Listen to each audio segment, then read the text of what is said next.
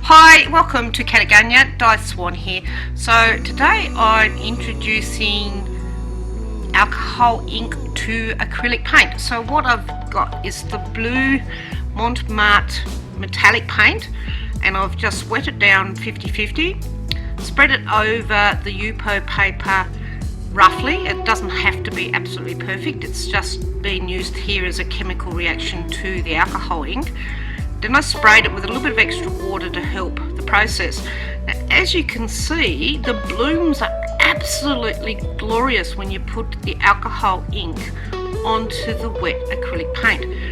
It just creates flowers. It's like a whole field of magical coloured flowers.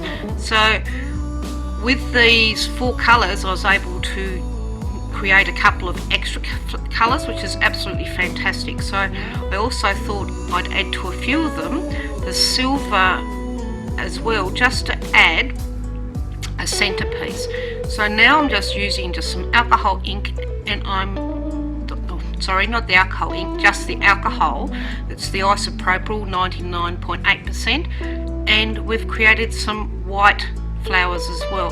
So I'm just going to give it a little bit dry. I've just got the tweezers that I found a couple of hairs fell on the piece, and I'm just giving it a rough dry. So this process is really quick, and look what it's created. It's absolutely glorious. But now, because it still has the acrylic paint, we have to allow it to dry.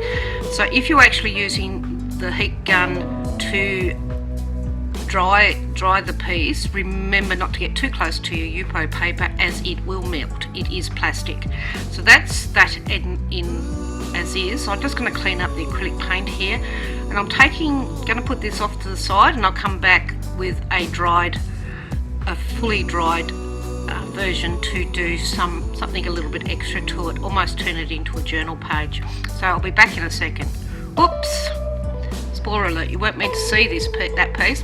Anyway, so I'm back here, all dry, so I'm going to grab my archival pen, and I'm just doodling a little around and creating some floral shapes. They don't have to be perfect, it's here to have fun. I'm not very confident yet with fully doodling, but I'm having a little bit of fun here and just doing some shapes and some actual stems and some leaves on here, just doing some outlines. You can see, if you look closely if you do this yourself, if you look closely, you can see the outlines, and it shows you almost a petal effect with the way this has actually reacted. Now make sure it is totally dry before you bring your archival pen in, as it doesn't like wet, damp surfaces. As you can see, I'm having to move it and go over a couple of times where it's still a little bit doubly over and a little bit thicker. So lots of little fun, and look, you could spend probably ages doing just the doodling. As you've seen, the actual base project was really quick and easy, but here's where the fun comes into play. So I'm just now adding the Posca pen, the white one, and just adding some dots here and there, and where else, just a bit there. I'm still, as you see, coming back again with the archival pen, doing a little bit more, and I'm holding the pen rather loosely, so I'm not actually being really stringent in the way I'm using the pen. So now I decided I'm going to go find some words. I decided I'll add some clear wording onto the page. So I've actually found some Marta from Marimi Small Arts wording, and I found a couple that suits, and I'll just place these little sentences on here, and I'll show them to you shortly.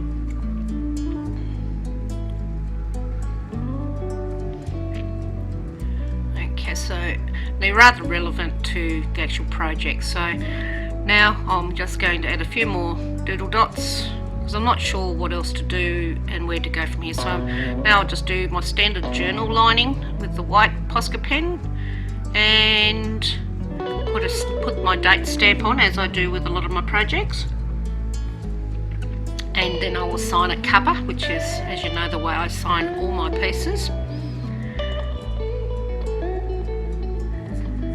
Done, and now I decided to do another outline with my black archival pen.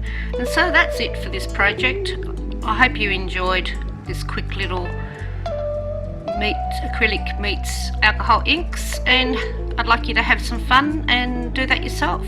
So toodaloo and happy crafting, and have a great day.